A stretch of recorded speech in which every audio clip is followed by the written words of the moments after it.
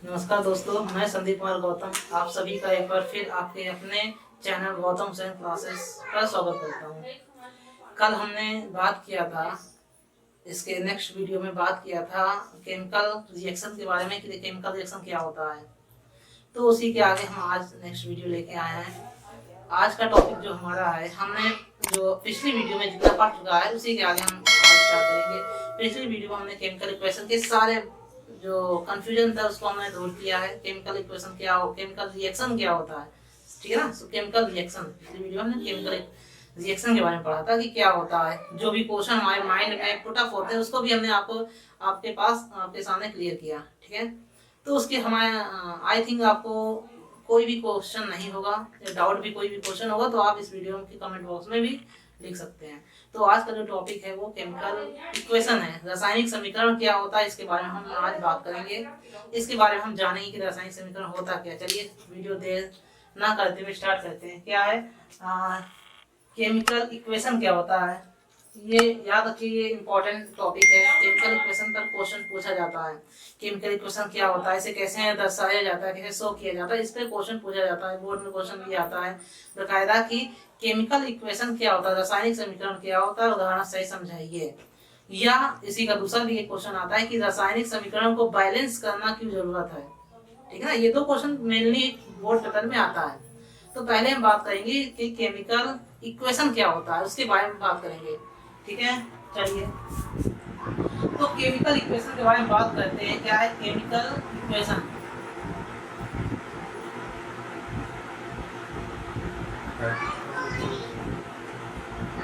Chemical equation इसी को कहते हैं रासायनिक समीकरण, ठीक है।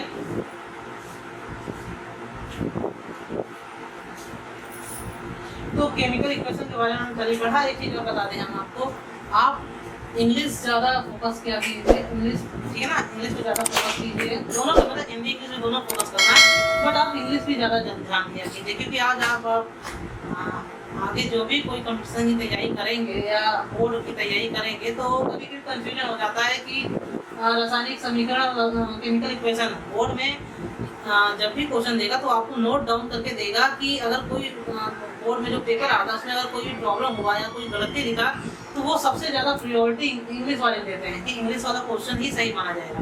ये ध्यान दिया कीजिए कि इंग्लिश पर ज़्यादा ध्यान दीजिए, ठीक है ना। केमिकल इक्वेशन और रासायनिक समीकरण पढ़ना तो आपको दोनों है। भाई मीनिंग आप समझेंगे तो आपका ही अच्छा है, आगे के लिए कंपटीशन के लिए आपका भी अच्छा। चलिए इसको जानते हैं क्या होता है केमिकल इक्वेशन क्या होता है। तो बोलिए तो हम क्या कहते हैं, परिभाषा लिखवाएं, नहीं तो हम बोल रहे हैं आप लिखिएगा क्या होता है इसका परिभाषा। रासायनिक क्रिया को, यार परिभाषा लिखिए, आप कॉपी में लिखिए, हेडिंग डालिएगा केमिकल इक्वेशन, उसके बाद लिखिएगा रासायनिक क्रिया को रासायनिक समीकरण द्वारा दर्शाया जाता है। देखा, रासायनिक अभिक्रिया को रासायनिक समीकरण द्वारा दर्शाया जाता है, ठीक है भाई। वो आप लिख रहे होंगे, फिर से एक बार बोलते हैं, रासायनिक अभिक्रिया को रासायनिक समीकरण द्वारा दर्शाया जाता है। देखिए हमको लिखाने का हमारा मेन पर्पज यही है कि आपका प्रैक्टिस होता रहेगा लिखने का और हमारा समय यहाँ बचेगा। हम उसको लिखें फिर टाइम ज़्यादा हो जाता है, वीडियो ज़्यादा लंबी हो जाती है, तो इसका कोई मतलब नहीं रहता। तो हम जो बोल रहे हैं आप उसको लिखिएगा, ठीक है। जो रियल पढ़ना चाहते हैं वो बिल्कुल लिख रहे होंगे आप, या जो परिचय में वीडियो देखते हुए कि हमको यहाँ लिखा हुआ मिल जाए तो ठीक नहीं है, वो फिर अच्छा ठीक बात नहीं है कि हम वहाँ लिखें भी फिर आप उसे कॉपी करें तो ठीक नहीं है। तो आप लिखिए आप जहाँ भी हैं, कॉपी जब भी हम पढ़ाना स्टार्ट करते हैं तो आपसे ये बात कह देते हैं आप कॉपी पेन लेके ही बैठे हैं, ठीक है ना। तो आपको साथ में आवाज नोट्स बनता रहेगा। तो चलिए देखिए, रासायनिक अभिक्रिया को रासायनिक समीकरण द्वारा दर्शाया जाता है, पहला पॉइंट हो गया। दूसरा पॉइंट देखिए कि रासायनिक अभिक्रिया को क्या है, रासायनिक अभिक्रिया को जब लिख रहे हैं ना, रासायनिक अभिक्रिया को लिखते समय उनके पदार्थों के प्रतीकों के चिन्ह भी लिखा जाता है। जैसे बोल रहे हैं, रासायनिक अभिक्रिया को लिखते समय उनके पदार्थों के प्रतीकों को भी लिखा जाता है। इस पॉइंट को मैं लिख रहा हूँ क्योंकि इसमें तो हमने बताना है। देखिए दूसरा पॉइंट क्या बोला, पहला पॉइंट हमने पहला पॉइंट आई होप आपने लिख दिया होगा।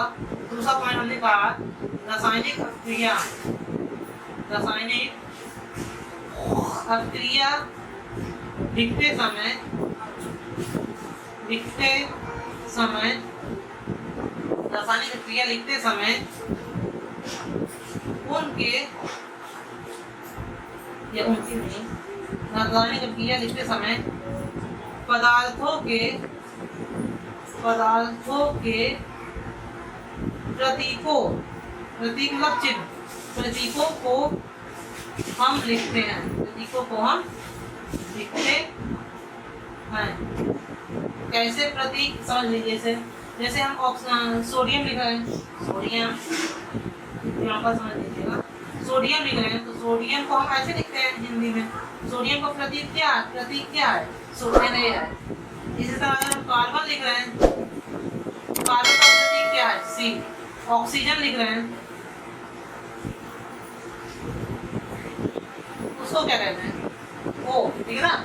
एक चीज और बता दें, बहुत से बच्चों को कंफ्यूजन होता है, सर कहते हैं, पूछते हैं कि सर जो ऑक्सीजन लिखते हैं इस O और इस O2 में क्या डिफरेंस है, उसको भी हम क्लियर करके करते हैं। इस O2 का मतलब है कि ये सॉलिड है, ऑक्सीजन जो इस ऑक्सीजन का मतलब है सॉलिड है। जब भी आप किसी परमाणु, किसी प्रतीक है ना, एलिमेंट, तत्व, किसी भी एलिमेंट के नीचे आप अगर 2 लिखे, कहीं भी 2 लिखा तो उसका मतलब है कि वो क्या है, वो गैस है। क्या है वो, गैस है। जब भी आप कहीं भी किसी भी एलिमेंट के नीचे 2 लिखा है तो आप समझ जाइए वो गैस है। ओके, और ये क्या है, सॉलिड है। ऐसे लिखा तो सॉलिड है। ठीक है, चलिए, तो ये प्रतीक हो गया। ठीक है ना।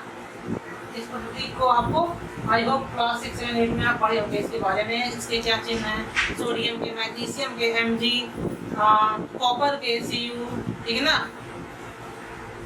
मरकरी के Hg, ये सारे प्रतीक आई होप आप जानते होंगे। और इसके बारे में तुमको डिटेल नहीं पढ़ना पड़ेगा, अगर आपको चाहिए कि डिटेल पढ़ना है तो आप बताइएगा, हम उसके बारे में बताएंगे। तो ये क्या है, पहला पॉइंट क्या था, हम आपको रासायनिक क्रिया को रासायनिक समीकरण द्वारा दर्शाया जाता है। दूसरा पॉइंट है रासायनिक क्रिया लिखते समय पदार्थों के प्रतीकों को हम लिखते हैं। और तीसरा पॉइंट अब आगे लिखिए, इसके बाद लिखना है आपको, इसके बाद यहाँ लिखिएगा तीसरा पॉइंट, प्रतीकों के साथ इनके भौतिक अवस्था को भी हम दर्शाते हैं, भौतिक अवस्था को भी दर्शाया जाता है,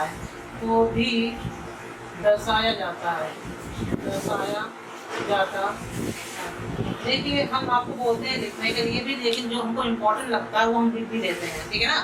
तो जितना हम कहें कि कुछ ही हम बोलते हैं लिखने के लिए कि आप वहाँ लिख लीजिए, तो आप लिख लिया लीजिए, बाकी का तो मैक्सिमम हम लिखते ही हैं। जो हमको लगता है कि हमको समझाना है उसको हम लिख देते हैं। तो प्रतीकों के साथ इनकी भौतिक अवस्थाओं को भी लिखते हैं। वो भौतिक अवस्था क्या है ये भी समझते हैं। देखिए हमारे माइंड में क्वेश्चन उठेगा कि सर अभी आपने बताया प्रतीकों का साइन हो गया, जैसे कि सोडियम का साइन है, कार्बन हो गया, लेकिन भौतिक अवस्था का क्या मतलब है, भौतिक अवस्था को हम कैसे दर्शाएंगे, तो इसके बारे में भी आपको बता देते हैं। भौतिक अवस्था इसके नीचे लिखिएगा, दर्शाया जाता है, लिखिएगा। जैसे गैस को हम अगर एक इक्वेशन में गैस है, ठीक है ना, गैस, तो उसको हम कैसे रिप्रेजेंट करेंगे, जी से, स्मॉल जी से लिखेंगे। अभी बताएंगे, क्वेश्चन लिख के बताएंगे कैसे लिखेंगे। अभी तो आप सिर्फ नोट डाउन करते चलिए। गैस हो गया, अगर वो द्रव होगा, द्रव, याद रखिए हम द्रव लिख रहे हैं, हम द्रव नहीं लिख रहे हैं, मैटर नहीं है, ये लिक्विड है, ठीक है ना, हम द्रव लिख रहे हैं, द्रव। तो द्रव है तो इसको लिक्विड, और इसको हम स्मॉल एल से रिप्रेजेंट करते हैं जब केमिकल इक्वेशन लिखते हैं। और गैस है, सॉरी गैस हो गया, हाँ, ठोस है, ठोस मतलब कोई ठोस, ठीक है ना, जैसे हमारा ये व्हाइट बोर्ड है, ठोस है, जो दबता नहीं है।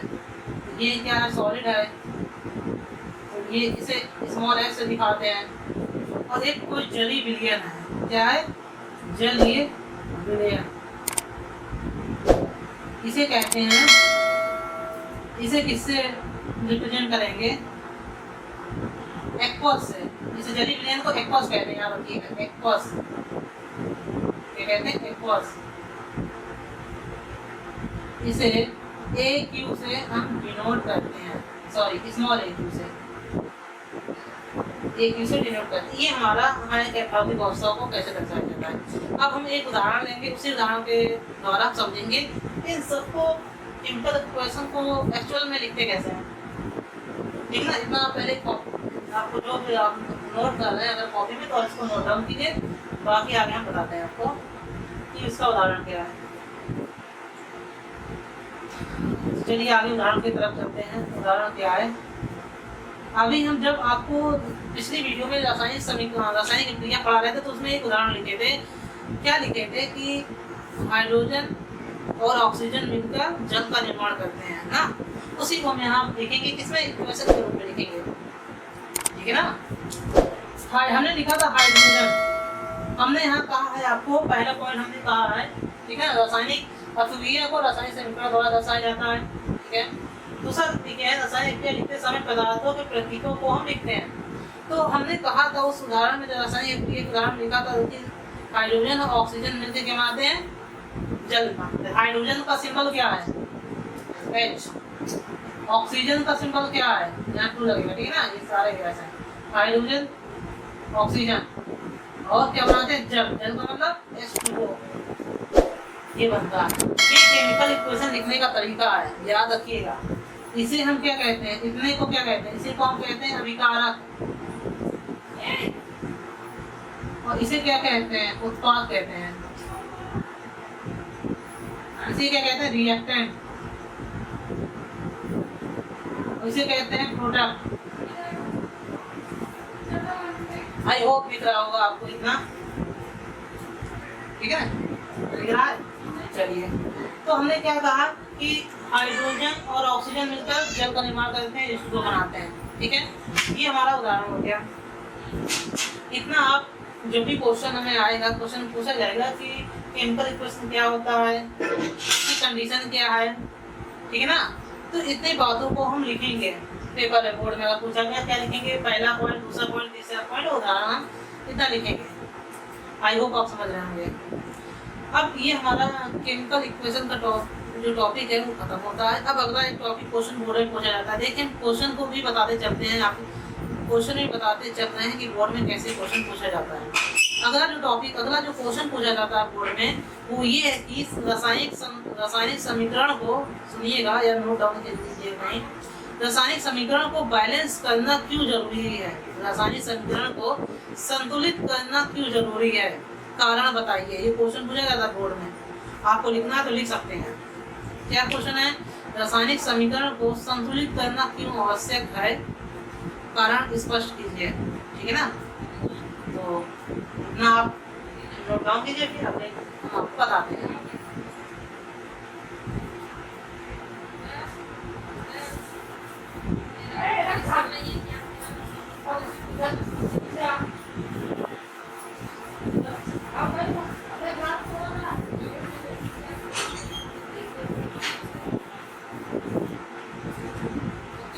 अगला है रासायनिक बैलेंस करना, जो कि इस चैप्टर का सबसे मोस्ट इम्पॉर्टेंट टॉपिक है, ये बैलेंस करना। फिर से बताते हैं, 4 से 5, 5 से 6 भी हो सकता है, 5 से 6 नंबर का क्वेश्चन आपको बोर्ड में पूछा जाएगा सिर्फ समीकरण से। इसलिए इस टॉपिक को आप बिल्कुल ध्यान से एकदम पढ़िएगा, ठीक ना, कि क्या बैलेंस कैसे करना है। तो बैलेंसिंग तो पहले बताएंगे, पहले आपको बताते हैं कि रासायनिक समीकरण को बैलेंस करना क्यों जरूरी है। क्वेश्चन आप ध्यान दीजिएगा। तो जब भी ये क्वेश्चन आएगा तो आपको लिखना क्या है बोर्ड के पेपर में, देखिए आपको क्या लिखना है कि रासायनिक समीकरण को, जब भी क्वेश्चन आएगा रासायनिक समीकरण को बैलेंस करना क्यों जरूरी है, ठीक है ना। अब आपको आंसर में क्या लिखना है, आपको लिखना क्या है, उसके बाद या तो हम क्वेश्चन ही लिख देते हैं, चलिए नहीं तो क्वेश्चन क्या आता है, रासायनिक समीकरण को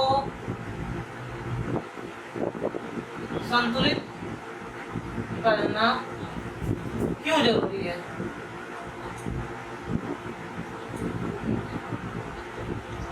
कारण बताइए, ठीक है ना। तो आपको आंसर में लिखना है, आंसर लिखिए, द्रव्यमान संरक्षण के नियम से, द्रव्यमान संरक्षण के नियम के नियमानुसार या नियम के अनुसार, नियमानुसार।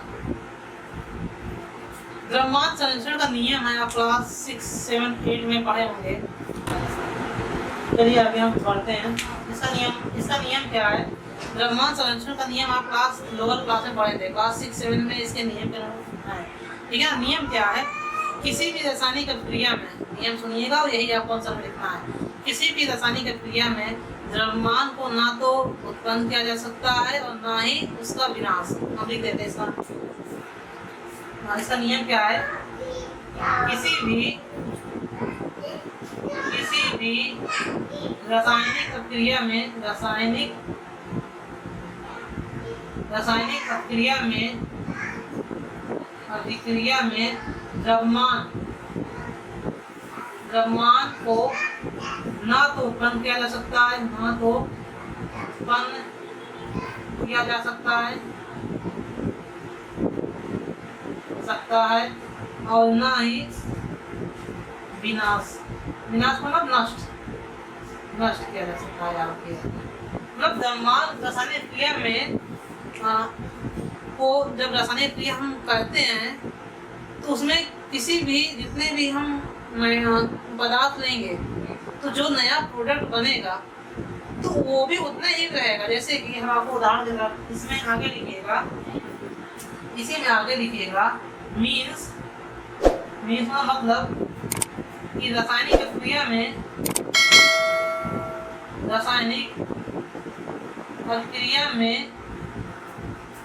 अक्रिया के पहले और इसके पश्चात पदार्थों के या पश्चात तत्वों के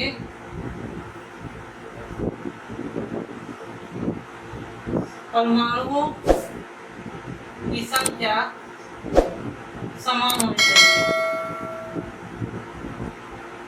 होनी चाहिए। हम बोल रहे हैं क्या लिखे हैं? रासायनिक क्रिया के पहले और उसके पश्चात तत्वों के परमाणुओं की संख्या समान होनी चाहिए। ठीक है, आई होप इतना समझ रहे हैं। जब भी क्वेश्चन आएगा तो याद रखिए कितना आपको लिखना पड़ेगा, इम्पोर्टेंट है ये। पेपर में बहुत बार पूछा है कि रासायनिक समीकरण को संतुलित करना क्यों जरूरी है या क्यों आवश्यक है, तो आपको लिखना है द्रव्यमान संरक्षण के नियम के अनुसार किसी भी रासायनिक क्रिया में द्रव्यमान को ना तो उत्पन्न किया जा सकता है और ना ही उसका विनाश मतलब नष्ट। उसके बाद लिखेंगे रासायनिक क्रिया के पहले और उसके पश्चात तत्वों के परमाणुओं की संख्या समान होनी चाहिए। ठीक है ना, इतना आप लिखेंगे तो आपका आंसर कंप्लीट होगा। ठीक है, आई होप आप समझ रहे हैं। अब इसके बाद जो हम स्टार्ट करने जा रहे हैं, जो टॉपिक स्टार्ट करने हैं वो मोस्ट इम्पॉर्टेंट है बोर्ड के लिहाज। वो हर साल आपको क्वेश्चन मिलेगा, 3 से 4 क्वेश्चन, 4 से 5 क्वेश्चन हर साल आपको मिलता है। ठीक है ना, इस साल भी 4 क्वेश्चन आया था किस पर? बैलेंस पर। ठीक है, बैलेंसिंग में भी किस मेथड पे? हिट एंड ट्रायल मेथड पे ही आता है क्वेश्चन। इस मेथड पर हिट एंड ट्रायल मेथड पे ही क्वेश्चन आता है। तो हिट एंड ट्रायल मेथड हम आपको बताएंगे क्या होता है। आई होप आप इतना समझ गए होंगे रासायनिक समीकरण को संतुलित करना की जरूरत है, ये इतना आप बता दीजिए, कॉपी कीजिए। ठीक है, इसके बाद हम बताते हैं बैलेंस करना की जरूरत है। बैलेंसिंग कैसे करेंगे, हिट एंड ट्रायल मेथड से बैलेंस कैसे करेंगे, ये इस चैप्टर का सबसे मोस्ट इम्पॉर्टेंट टॉपिक होगा। तो आप इसको नोट डाउन कीजिए।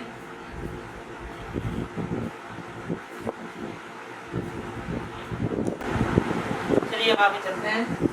रासायनिक समीकरण को बैलेंस करना किस मेथड से? हिट एंड ट्रायल मेथड से। ये 2 एग्जांपल हम लिखे हैं। अभी आपको हम और भी क्वेश्चन सॉल्व करवाएंगे क्योंकि मुझे पता है ये टॉपिक जो है बहुत इंपॉर्टेंट है, याद रखिएगा, ये मोस्ट इम्पॉर्टेंट है ना। ये टॉपिक पेपर में खूब आता है। ये टॉपिक क्या है? पेपर में खूब आता है, इसलिए मोस्ट इम्पॉर्टेंट है। ठीक है ना, चलिए देखते हैं सॉल्व होगा ये। तो देखिए, ये अभी हम आपको उदाहरण में ही बताए थे, रासायनिक समीकरण जब पढ़ा रहे तभी ये उदाहरण लिखा था। उस समय वो बैलेंस नहीं था, उस समय हमारा एक पर्पज था कि आपको उदाहरण समझाया कैसे जाए। अब आपको हम बैलेंसिंग बताएंगे, बैलेंस कैसे किया जाएगा। तो हम बताए हैं कि ये इंपॉर्टेंट है।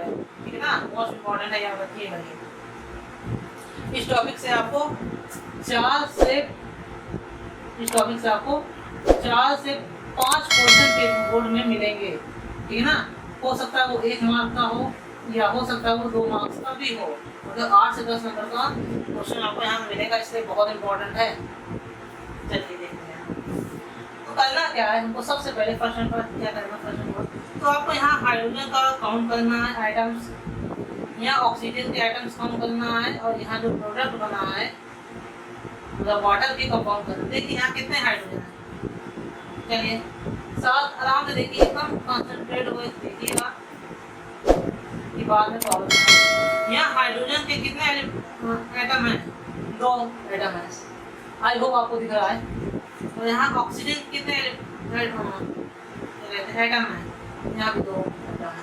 अब यहाँ आप चेक कीजिए, यहाँ हाइड्रोजन के तो 2 एलिमेंट हैं, 2 एटम हैं, मतलब यहाँ बट यहाँ ऑक्सीजन के 1 एटम है, बट यहाँ ऑक्सीजन कितने एटम थे, 2, और यहाँ कितने हैं, 1। तो सबसे पहले हमको करना है कि पहले हमको चेक करना है कि वो बैलेंस है या नहीं बैलेंस है, या सबसे पहले चेक करना है कि बैलेंस है या नहीं। तो हम यहाँ चेक किए, हमको दिख रहा है कि बैलेंस नहीं है, इधर 2 हाइड्रोजन इधर 2 ऑक्सीजन, यहाँ 2 हाइड्रोजन तो है लेकिन 1 ऑक्सीजन, तो मतलब इसे बैलेंस करना पड़ेगा। एक चीज़ और हम यहाँ बताते चलते हैं आपको, नहीं तो अभी आगे क्वेश्चन कंफ्यूजन होगा। अगर मान लीजिए यहाँ कोई H2O ऐसे लिखा है, इसके आगे और कहूँ, अगर हम यहाँ जो भी एटम लिखते हैं, ध्यान सुनिएगा, ये जो 2 है ये इस हाइड्रोजन के लिए भी काम करेगा, यही 2 इसके लिए भी काम करेगा। मतलब अगर हम यहाँ हाइड्रोजन की संख्या का पता करें तो ये 2 और ये 2 मल्टीप्लाई हो जाएगा, कितना हो जाएगा, 4 क्या हाइड्रोजन। अब ऑक्सीजन कितने रहेंगे, क्योंकि यही 2 ऑक्सीजन के लिए भी क्या काम करेगा, तो कितने ऑक्सीजन रहेंगे, 2 ऑक्सीजन, ठीक है ना। अगर यहाँ 2 लिखा होता 2 2 4 ऑक्सीजन हो जाते हैं, ठीक है ना। इस बात का अब आगे आपको ध्यान देना है, इस बात को हम बाद में बताएंगे, एक बार आपको बता दिए।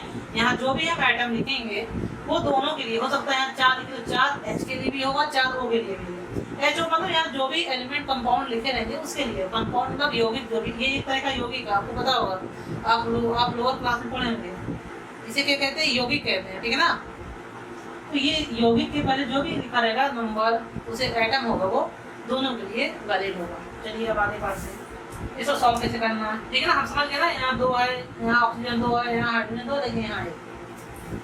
अब देखिए, अब क्या देखिए, इसमें देखिए, अगर हम यहाँ 2 लिख देते हैं, देखिएगा ध्यान से, अगर आप यहाँ 2 लिखते हैं तो अब बताइए कि हाइड्रोजन कितना हुआ, हाइड्रोजन कितना हुआ, हाइड्रोजन 2 दूनी 4 हुआ।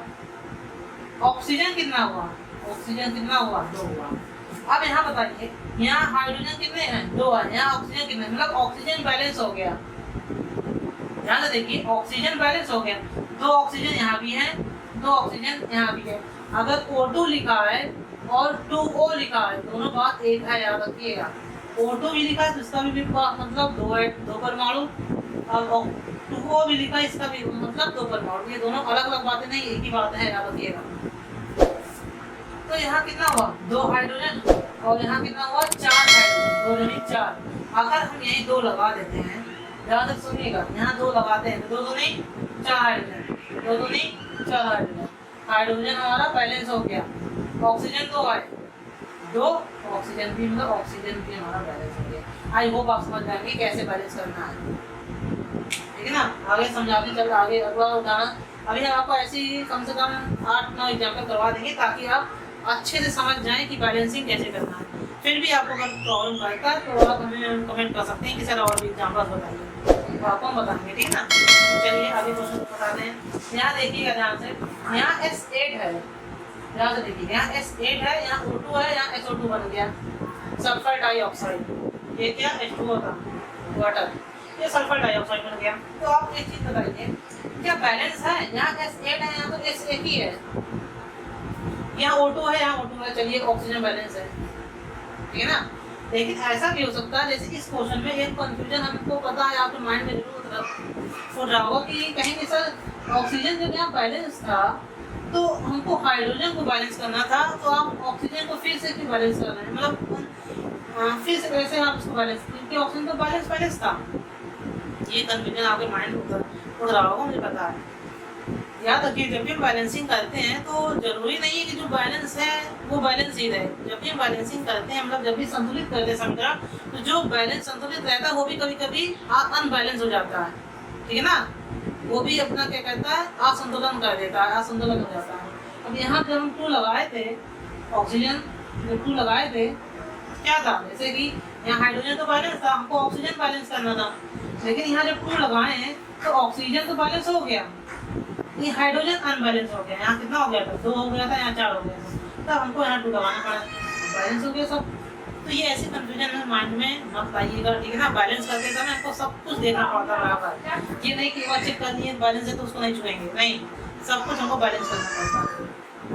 अब S8 है, S8 की तरफ चलते हैं। यहाँ कितना है, S कितने है, 8 है। अगर हम यहाँ क्या लगा दें, 8 लगा दें यहाँ, ठीक है ना, ये हम जैसे बोलेंगे 8 S के लिए भी काम करेगा, यही 8 O के लिए भी काम करेगा, ऑक्सीजन के लिए भी काम करेगा, ठीक है ना। तो 8 कितने S कितने हो गए, 8 हो गए, चलिए मतलब यहाँ S8 था, यहाँ भी 8 हो गया, लेकिन यहाँ कितना है, ऑक्सीजन 8 दूनी 16, यहाँ ऑक्सीजन 16 है, 16 है क्या, यहाँ S जो है 8 है, यहाँ ऑक्सीजन कितने हैं, 16 है, लेकिन यहाँ ऑक्सीजन कितने हैं, 2 है। तो यहाँ करने के लिए आप 8 लगा देंगे, 8 दूनी 16 ऑक्सीजन हो गए और 16 सल्फर, देखिए दोनों बराबर है ना, S बराबर 8, 16 बराबर 2, ये ना ऑक्सीजन है और S बराबर 8, मतलब तो लोगे काउंट कैसे करना है। यहाँ देखिए S8 यहाँ भी S8 है, 8 है ना, यहाँ 8 दूनी 16 है, 8 दूनी 16 है, यहाँ कितना है, 8 दूनी 16 है। कंफ्यूजन मत रखिएगा। अगला क्वेश्चन की तरफ चलते हैं और उसके हम देखते हैं कैसे होगा।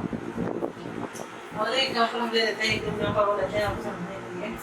देखिए एक एग्जाम्पल ले लेते हैं, बड़ा एग्जाम्पल है, लिखा है NH3 प्लस CuO और CuN2 और प्लस H2O। ये क्वेश्चन है, सॉरी ये क्वेश्चन है हमारा, इसको हमको सॉल्व करना है। चलिए देखते हैं क्वेश्चन में सॉल्व होगा। अब यहाँ पर चेक करिए क्या बैलेंस है क्या अनबैलेंस है। नाइट्रोजन कितने हैं, यहाँ 1 है, यहाँ नाइट्रोजन कितने हैं, 2 है, नाइट्रोजन बैलेंस नहीं। आगे देखते हैं हाइड्रोजन कितने हैं, यहाँ 3 है, यहाँ हाइड्रोजन कितने हैं, 2 है, ऑक्सीजन 1 है, ऑक्सीजन 1 है, चलिए कॉपर 1 है, कॉपर 1, चलिए ठीक है, और बैलेंस है। हम क्या करें, नाइट्रोजन यहाँ 2 है, तो अगर हम यहाँ 2 लगाते हैं, ध्यान से देखिएगा क्वेश्चन में, यहाँ पहले आप एक काम कीजिए, सबसे पहले जब भी हम क्वेश्चन को यहाँ लिखें तो आप उसको पहले आप नोट डाउन कीजिए। नोट डाउन करने के बाद अगली हेडिंग, हम तो यहाँ व्हाइट बोर्ड है तो यही हम सॉल्व कर देते हैं, बट आपको अगली जब आप वहाँ घर पे सॉल्व कीजिएगा कॉपी नोट तो अगला फिर से यही लिखिएगा कि वहाँ 2 और वो जो भी सॉल्व करना वो करिएगा। यहाँ ना इसी क्वेश्चन में अगर क्वेश्चन नहीं आप करते रहेंगे तो गड़बड़ हो जाएगा, आपको समझ नहीं आएगा बाद में। सबसे पहले आप क्वेश्चन उतारेंगे, क्वेश्चन उतारने को एरो बना के बाद आप उसको सॉल्व करेंगे कि 2 लगेगा, परमाणु की 8 लगेगा, वो बात करेंगे, ठीक है ना।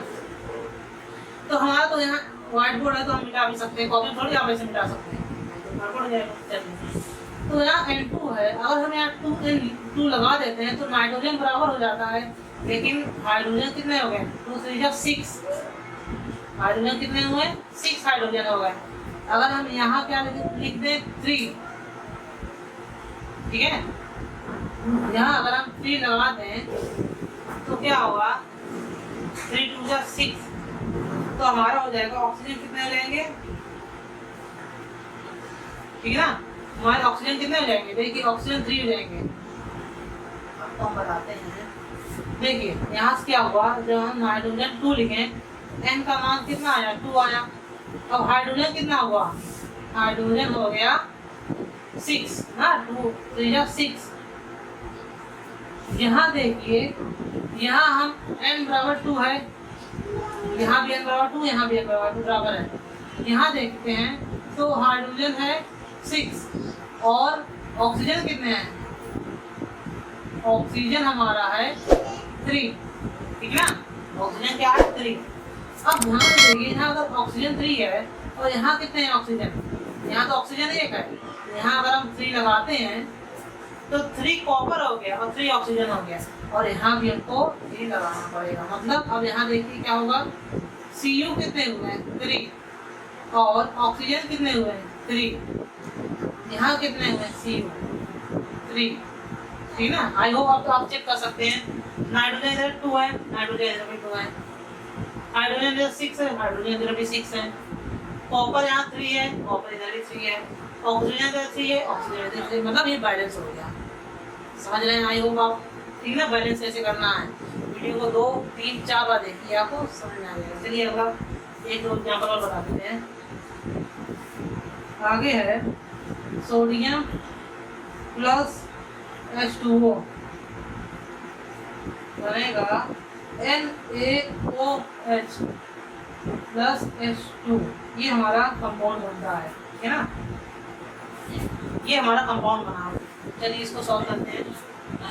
तो अब पहले आपको क्या करना, चेक करना है कि बैलेंस है कि नहीं। ये सोडियम कितने हैं, आई होप आपको दिख रहा होगा, इधर लास्ट पर दिख रहा है कि नहीं दिख रहा है, ठीक है ना, दिख रहा है आपको। चलिए सोडियम कितने हैं, यहाँ सोडियम 1 है, ठीक है। ध्यान से देखिए कैसे सॉल्व कर रहे हैं। पहले आप क्वेश्चन डालेंगे, उसके बाद एरो लगा के फिर आप सॉल्व करेंगे। सोडियम यहाँ 1 है, हाइड्रोजन कितने हैं 2 हैं, ऑक्सीजन कितने हैं 1 है, यहाँ सोडियम कितने हैं 1 है, ऑक्सीजन कितने हैं 1 है, हाइड्रोजन कितने हैं 1 है, लेकिन सॉरी यहाँ सोडियम 1 है, हाइड्रोजन 1 है, लेकिन हाइड्रोजन यहाँ 1 और यहाँ 2, टोटल कितने हैं 3 हाइड्रोजन है। तो अगर यहाँ हाइड्रोजन 1 लिखें और यहाँ हाइड्रोजन 2 लिखें, दोनों मिला के 3 हाइड्रोजन है।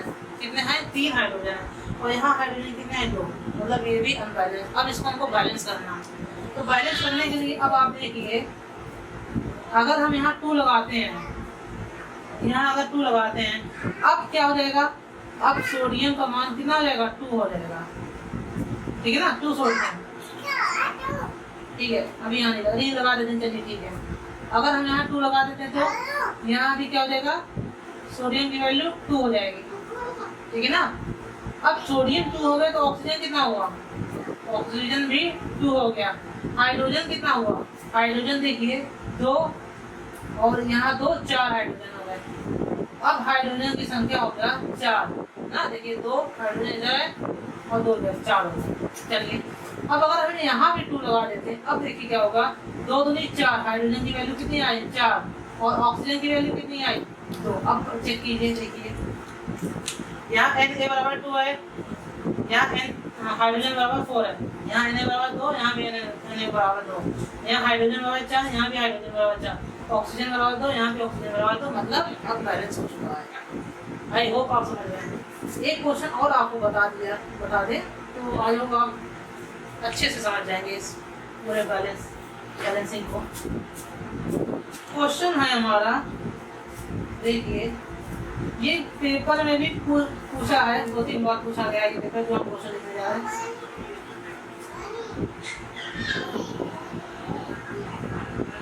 ये क्वेश्चन आया है पेपर में, ठीक है।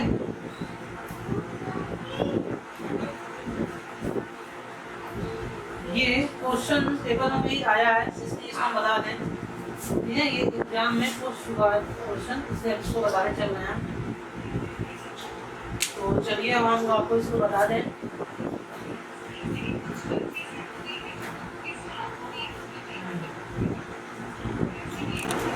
सबसे पहले क्वेश्चन ये आया है, पेपर में आया है एग्जाम, ठीक है ना। इस एग्जाम में जब पेपर ये क्वेश्चन जो पेपर में आया था, अब इसको सॉल्व कैसे करना है, आपको सबसे पहले इसको जो लिखा है इसको अलग अलग आप क्या करेंगे, अलग अलग कर देंगे, ठीक है ना। यहाँ पी कितने हैं 1 है, ठीक है ना। एन कितने हैं 2 है, तो एन का मल्टीप्लाई एन, इसका मतलब है इस 2 का मल्टीप्लाई एन में भी होगा और इसी 2 का मतलब मल्टीप्लाई 3 में भी होगा। ओ कितने हैं 6 हैं, और अब बन गया PbO plus NO2 plus O2, ठीक है। ये यहाँ तक ये क्या है, Pb तो एक ही सिंगल था, इस 2 का मल्टीप्लाई n में होगा N2 होगा, इस 2 का मल्टीप्लाई O3 में होगा तो O6 होगा। और ये बैलेंस, अब बैलेंस करना है, क्योंकि ऐसे बैलेंस नहीं कर पाएंगे, ऐसे प्रॉब्लम हो जाएगा। जो भी नए बच्चे हैं और जो भी बच्चे हैं स्टूडेंट है वो प्रॉब्लम कर देंगे, इसको इस फॉर्म में लिखा तो बैलेंस नहीं कर सकते हैं, ठीक है ना। ऐसे लिखिए, इस फॉर्म में लिखिए, उसके बैलेंस। चलिए चेक करते हैं। यहाँ पीबी कितने हैं, 1 है। एन कितने हैं, 2 है। ओ कितने हैं, 6 है। यहाँ पीबी कितने हैं, 1 है। ओ कितने हैं, 1 है। एन कितने हैं, एन 1 है। O2 आया कितना, अब देखिए O2 फिर आया है, O कितने हैं, 2 है। और यहाँ O कितने हैं, 2 है। मतलब कुल यहाँ अगर हम टोटल बात करें तो पीबी 1 है, ऑक्सीजन कितने हैं, 1 2 और 2 4 4 4 और 1 5 ऑक्सीजन है और नाइट्रोजन 1 है, ठीक है ना। टोटल हम बात करें तो पीबी 1 है, नाइट्रोजन 1 है और ऑक्सीजन जो है 5 है। ये है आंसर। और इधर क्या है, ऑक्सीजन 2 ऑक्सीजन 6 है और नाइट्रोजन 2 है, पीबी 1 है। मतलब कि ये भी अनबैलेंस है, इसको बैलेंस करने की जरूरत है। चलिए इसको हम ऊपर लिखेंगे अब, ठीक है ना। डाल लीजिएगा, कॉपी कीजिए, स्क्रीनशॉट कीजिएगा। अब आप इसको हम ऊपर लिखेंगे, यहाँ लिखते हैं।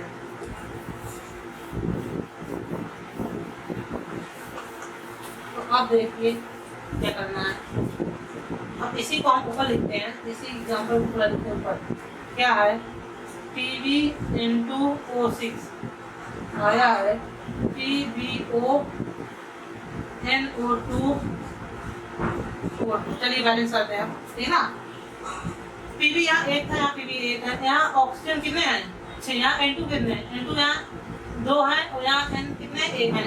हाँ देखिए यहाँ N 1 है, यहाँ 2 है। अगर हम यहाँ 2 लिखते हैं, क्या करते हैं, अगर हम यहाँ 2 लिख देते हैं तो क्या हुआ, 2 नाइट्रोजन हो गया, 2 नाइट्रोजन, ठीक है। लेकिन 2 दूनी 4, 2 दूनी 4 और 4 2 4 6 और 1 7, क्या हो गए, क्या हो गए, ऑक्सीजन हो गए और यहाँ 6 ऑक्सीजन हो गए, ठीक है ना। और सारा हमारा बैलेंस है। एक काम कर लेते हैं हम इसी में आगे, क्या करते हैं हम उसको बैलेंस करने के लिए हम एक चीज कर देते हैं।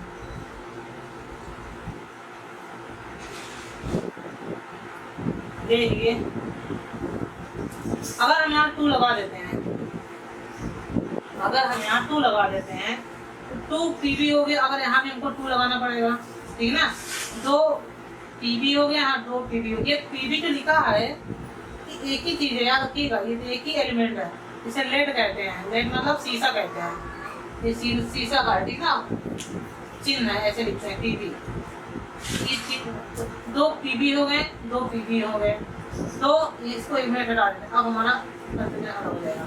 2 पीबी हो गए, 2 दूनी 4 नाइट्रोजन। हाँ देखिए, अब ध्यान से देखिएगा, 2 पीबी हो गए, यहाँ भी 2 पीबी हो गए, लेकिन यहाँ 2 दूनी 4 नाइट्रोजन हो गए, 2 दूनी 4 नाइट्रोजन हो गए।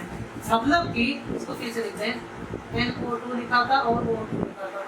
मतलब कि अब हमको इधर 4 लगा दे, अब हमारा बैलेंस हो जाएगा। देखिए कैसे, 2 दूनी 4 क्या, 2 दूनी 4 नाइट्रोजन, 4 नाइट्रोजन, 6 दूनी 12 ऑक्सीजन। अब देखिए 2 4 दूनी 8 और 8, देखिए 4 दूनी 8, ऑक्सीजन की बात कर रहे हैं, 4 दूनी 8 और 2 10 2 12। देखिए इसको लिखना है, कैसे लिखें। पीबी कितने यहाँ बताइए, 2 हैं। अब 2 का हम कहे इसमें मल्टीप्लाई हो जाते हैं, जो यहाँ लिखा है। नाइट्रोजन कितने हैं, नाइट्रोजन कितने हैं, 4, ठीक है ना, नाइट्रोजन 4 है। और ऑक्सीजन कितने हैं, 12 ना, O6 12, ठीक है ना। 2 का 6 में बड़ा हो जाएगा। अब यहाँ जब सॉल्व करेंगे तो देखिए पीबी कितने हैं, 2, ऑक्सीजन कितने हैं, यहाँ कितने हैं, 2 है ऑक्सीजन। अच्छा, नाइट्रोजन कितने हैं, 4, यहाँ ऑक्सीजन कितने हैं, 4 दूनी 8, यहाँ ऑक्सीजन कितने हैं, 2। टोटल ऑक्सीजन कितने हुए हैं। अब टोटल की बात करें तो पीबी कितने हैं, 2, ऑक्सीजन देखिए कितनी है, 2 8 2 10 और 2 12, मतलब ऑक्सीजन 12 है और नाइट्रोजन 4 है। चेक कीजिए क्या बैलेंस है, पीबी 2 है, पीबी 2 है, ऑक्सीजन 12 है, ऑक्सीजन 12 है, नाइट्रोजन 4 है, नाइट्रोजन 4 है। ये पेपर में आया हुआ क्वेश्चन है, ठीक है ना, याद रखिएगा, ये क्वेश्चन पेपर में आया हुआ है। आपने देखा, इसको भी सॉल्व करके हमने दिखाया कैसे सॉल्व होता है, ठीक है ना। इसके बाद अगर आपको और लगता है और हमको इक्वेशन बताना चाहिए और भी इस बैलेंसिंग का बताना चाहिए, आप हमको कमेंट कीजिए। एक अलग वीडियो ही हम आपको प्रोवाइड करवा देंगे कि बैलेंसिंग कैसे करना है, ठीक है। एक अलग वीडियो हम आपको प्रोवाइड करवा देंगे, बट आप कमेंट करके बताइए क्या इसके बाद अभी और आपको उदाहरण जानने की ज़रूरत है या और आपको सीखने की ज़रूरत है क्या बैलेंसिंग, ठीक है। बैलेंसिंग सीखने की अगर आपको और ज़रूरत है तो आप हमको कमेंट कीजिए, हम एक अलग से वीडियो बना देंगे जिसमें से हम बहुत सारे क्वेश्चन सिर्फ बैलेंस के ही करवा देंगे, ठीक है ना। तो आई होप आपको इसमें समझ में आया होगा। जो भी प्रॉब्लम हुआ उनको कमेंट बॉक्स में पूछिए। तो वीडियो पसंद आई हो तो लाइक कीजिए, कमेंट कीजिए और चैनल को सब्सक्राइब कीजिए। याद रखिएगा ये जो सीरीज देके चल रहा है ये रेगुलर सीरीज चलेगा, बट अगर इसमें आपने कुछ लाइक और कमेंट में कुछ आनाकानी किए, मतलब कि कुछ इधर उधर गड़बड़ किए, तो हमारे लिए इसको गिव अप करना पड़ेगा, ठीक है ना। इसलिए आप इसको लाइक कमेंट जरूर करें और शेयर करें अपने दोस्तों में, जो कि हम इस समय समझ गए हैं कि कुछ हमारे पास कमेंट आया है। देखिए कमेंट क्या है, हमारे पास मैसेज आते हैं कि सर हमको जो हम पढ़ते हैं हमको याद नहीं रहता। हमारे पास एक स्टूडेंट से पूछ रहे थे कि सर हमको जो पढ़ते हैं हमको पढ़ते तो हम याद कर लेते हैं, लेकिन कुछ समय तक याद होता है उसे आप भूल जाते हैं। इसका हम आपको सबसे अच्छा एक हम बढ़िया तरीका बताते हैं कि आप याद हुआ कैसे याद, मतलब अपने जो याद रखे हैं उसको आप कैसे मेमोराइज कर सकें। उसके लिए आप एक बात ध्यान दीजिए, मैं अपने जब पढ़ता था एकेडमिक पढ़ाई जो भी करता था, तो अपने लाइफ में जो भी मैंने किया है, तो उस समय जब भी मैं कुछ भी पढ़ता था मुझे मेरे साथ भी होता था, मैं भूल जाता था कुछ समय बाद। तो मैं क्या किया कि मैंने एक जो भी मैं याद करता था उसे हम क्या कहते थे कॉपी में 2 बार 3 बार लिख लेते थे। तो आज हमने जैसे याद किया तो उसको लिखा, याद रहा, फिर कल हम उसे वही टाइम फिर लिखते हैं, याद रहा, फिर परसों फिर उसके बाद लिखते नहीं, फिर देख लेते थे, याद हो जाता, फिर अगले दिन ऐसे ही अगले हफ्ते ऐसे करते थे तो याद रहता था हमको, ठीक ना। तो हमको वो चीज़ें याद हो जाती थी। दूसरा तरीका एक हमने फिर बाद में हमको लगा कि यार नहीं, फिर बाद में भूल जाते हैं यार, फिर क्या करें। तो एक दूसरा तरीका हमने बताया कि जो भी हम पढ़ते हैं, जो भी हम याद करते हैं, जो भी हम समझते हैं, वो सारी जो भी हम पढ़ाई करते हैं वो सारे अपने दोस्तों को बता दें। देखिए आप अगर कोई चीज़ पढ़े हैं, आप उसी को किसी चीज़ को पढ़ा दें, किसी से पढ़ा देंगे तो आपको वो चीज़ कभी नहीं भूलता। ये आप लिख के लीजिए। ये दूसरा तरीका मेरे लिए बहुत ही इंपॉर्टेंट हुआ। मैं हाई स्कूल से ट्यूशन पढ़ाना स्टार्ट किया था, हाई स्कूल से पढ़ाना स्टार्ट किया था। तो हाई स्कूल से मैंने यही किया, जो मैं पढ़ता था वो किसी दूसरे को पढ़ा देता था, तो उसको भी समझ में आता था, और जो मैं उसको समझाता तो उससे मुझे और भी अच्छे से समझ में आ जाता था, ठीक ना। जिसे हम एक बोलते हैं ग्रुप डिस्कशन। ग्रुप डिस्कशन बहुत इंपॉर्टेंट चीज़ है, आपको ये करना चाहिए अपने दोस्तों को। भी आपने इसे पढ़ा, आपको समझ में आया, तो आप क्या कीजिए, या तो अपने कॉपी में इसको 2-3 बार लिखिए, या अगले दिन देखिए कि 2 बार, या हफ्ते बाद फिर इसको देख के याद कीजिए, या अपने जो भी फ्रेंड्स हैं उनको ये बताइए, आप पढ़ चुके हैं इनको समझाइए कि आप चलो हम तुमको बताते हैं कि रासायनिक प्रक्रिया क्या होता है, रासायनिक समीकरण क्या होता है, संतुलित करना, रासायनिक समीकरण को संतुलित करना क्यों जरूरत है, चलो बताते हैं। तुम्हें अपने फ्रेंड से बोलना है, चलो हम बताते हैं बैलेंस कैसे करना है, तो आप बैलेंसिंग बताइए उसको। तो इससे क्या होगा, आपको भी तैयार होता रहेगा, ठीक है ना। तो आप ऐसे अपने लाइफ में भी ये अप्लाई कर सकते हैं जैसे हमने अप्लाई किया है, ठीक ना। ये 2 मेथड अप्लाई करके आज तक हम जो पढ़ते हैं वो कभी भूलते नहीं हैं। इतना है, जो भी पढ़े हैं वो कभी भूले नहीं है, ठीक ना। अगर हम हमारा तो टीचिंग क्या है, फैशन ही टीचिंग हो गया है, हमको पढ़ाना ही रहता है। तो पढ़ाते पढ़ाते अब जो भी एक बार पढ़ाते 2 बार पढ़ाते हैं तो एक्सपीरियंस हो गया। हाई स्कूल का मैथ, हाई स्कूल का साइंस, तो 5 साल का एक्सपीरियंस हो गया कि 5 साल लगातार पढ़ाते हैं, हाई स्कूल इंटर को पढ़ाते आए हैं। तो ये हम ऐसे ही भूलते नहीं है, पढ़ाने के बाद ये कभी भूलने वाली चीज़ नहीं है। तो आप भी 1-2 बार पढ़ाइए, आप किसी को 1 बार बता दीजिए तो बिल्कुल आपको कभी भूलेगा नहीं, ये मेरा दावा है, ठीक है। आई होप आपके क्वेश्चन का जवाब आपको मिल गया होगा, जो भी हमसे पूछे थे उनका क्वेश्चन को आपको इस वीडियो के द्वारा ही मिल गया होगा, ठीक है। अगले नेक्स्ट टॉपिक में हमारा जो रहेगा वो रासायनिक अभिक्रिया के प्रकार रहेगा, जो कि लास्ट इस चैप्टर का लास्ट पार्ट रहेगा, ठीक है ना। चलिए आप नोट डाउन कीजिएगा, पढ़िए अच्छे से, घर हैं पढ़िए अच्छे से, और कहीं इधर निकलिए नहीं, सिर्फ आपको घर में बैठ के पढ़ाई करना है बस, ठीक है। Okay, thank you.